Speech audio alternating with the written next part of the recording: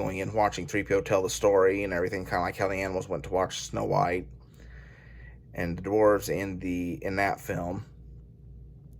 But a nice little homage there. But then, of course, you get where Luke goes to try to redeem his father. And they go up and see the Emperor. And the Emperor keeps telling him to strike him down, fall of his hate, and everything. And then, of course, you have the big epic lightsaber scene. And I always liked, of course, I don't know if you want to call it a Sith theme or the Emperor's theme, but that real low, guttural 3-note motif is, or yeah, 3-6. Anyway, the Emperor's theme, the Sith theme, I'm sure you all know what I'm talking about. But anyway, the Emperor with the Force lightning was a bit of a shock to me the first time I saw it. I know, pun intended. Bad joke, I know. But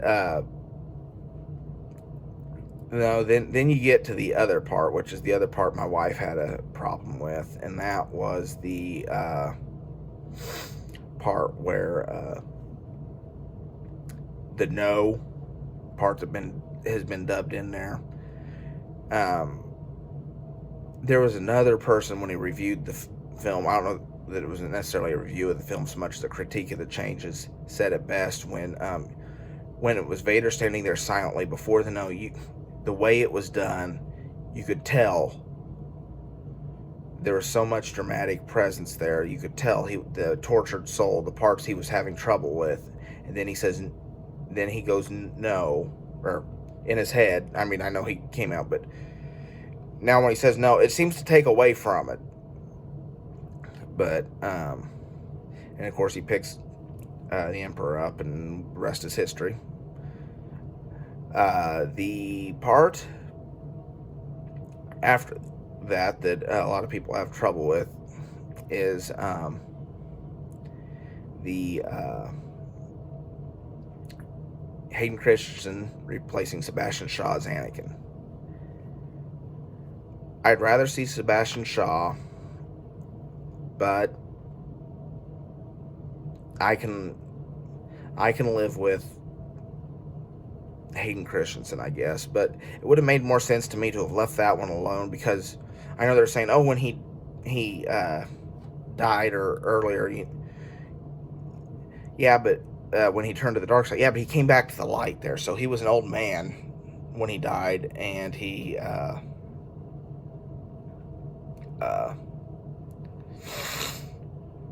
turned to the good side and passed on, or died, or became one with the Force, whatever you want to call it. So I really don't have an issue with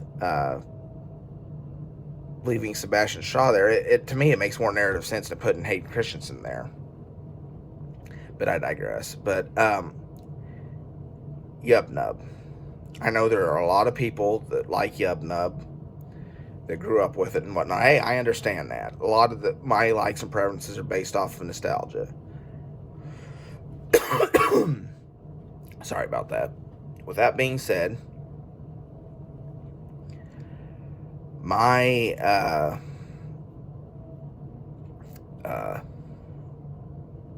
I like the tempo, the celebration theme that John Williams composed for the special edition version. Could I do without him cutting to all those different planets, especially in the later versions where you get Weeza free on Naboo and everything? Yeah. But it is what it is. I still prefer that to the Yub Nub. I know I'm probably going to get all kinds of flack because of that. But it's just how I am. But anyway, well, as you guys saw, I love all three of these films. I gave all three of them a 10, even though technically I suppose you could make the argument Return of the Jedi isn't as good, but I still love the films and I enjoy them all. So, I mean, they're among my favorite movies, so I have to give all three of them a 10. I don't have to, but you know what I mean. As far as the 4K releases, the soundtrack on all of them, it's well worth the upgrade. Now, I know some of you probably, well, what kind of a home theater system I'm watching these on? So, well, I use a Denon receiver that I use as a preprocessor. Then I have some Emotiva amps that I have actually running my speakers. And I have Klipsch, um, the reference Premiere series system around me, and with the Atmos, and they're the big ones, the 600 watt peak speakers.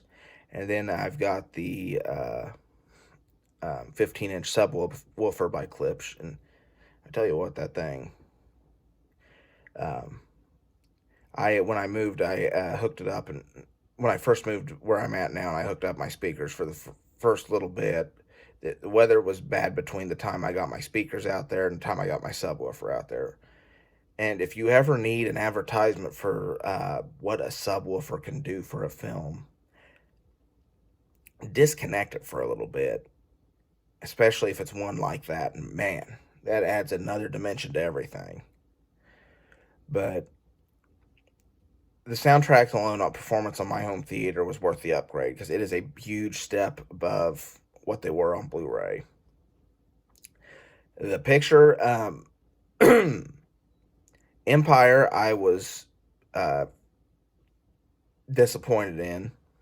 Return of the Jedi was better than Empire, quite a bit better, but it still had a few issues.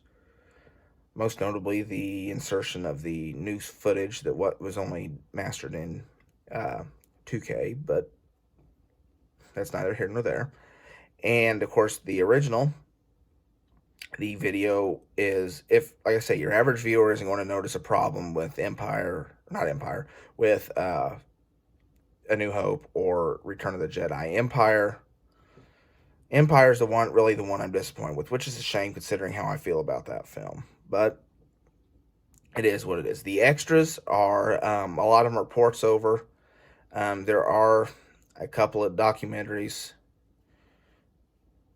that are new, and I say documentaries, they're more like little featurettes that are like 5 or 10 minutes on a piece there. And the same was true in the prequel trilogy. I misspoke on that about them all being the same, but they're, again. So, I mean, and again, on movies like that, generally, if it's a movie I've already got, yeah, the extras come in a little more on whether I'm thinking about upgrade, but that's just when I'm going from Blu-ray to Blu-ray or DVD to DVD. But since we're talking about going from Blu-ray to 4K, then it comes, well, is it worth the upgrade? And my final answer is, if you're a Star Wars fan, yes. I mean, this is the best these films have ever looked, and definitely have ever sounded. And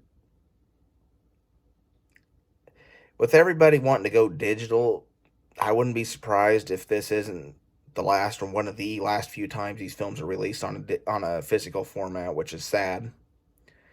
But I very much recommend, whether you buy just the individuals or the set, I recommend that if you're a Star Wars fan, you add these to your collection.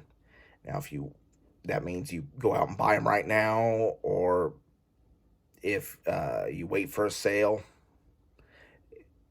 Every one of you knows how well you like these films and whether you think they're worth the upgrade. So I recommend that if you're a Star Wars fan, and at 4K, into 4K at all, it's worth it. I know there's some reviews that disagree with me, saying it's not worth the upgrade, but that's just my 2 cents for what they're worth.